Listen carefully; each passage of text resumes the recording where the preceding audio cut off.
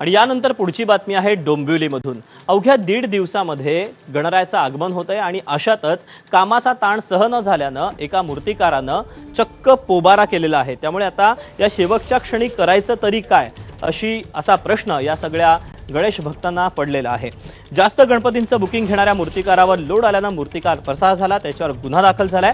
दरम्यान 1 दिवस बाकी असतानाच हा मूर्तिकार पसार झाल्यानं इथून मूर्ती बुक केलेल्या भक्तांची एकच तारांबळ उडाली।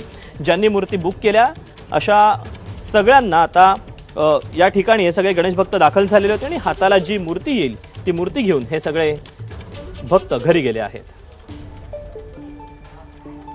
तक्रारीवरून आज विष्णुनगर पोलीस स्टेशन इथे गुन्हा नोंद क्रमांक 458/2025 कलम 318(4), 316(2) भारतीय न्याय संहिता अन्वये आर्थिक फसवणूक व विश्वासघात केल्याबद्दलचा प्रफुल्ल परशुराम तांबडे तर याबाबत त्यांची खात्री झाल्याने त्यांनी आर्थिक फसवणुकीबद्दलचा गुन्हा नोंद केलेला आहे।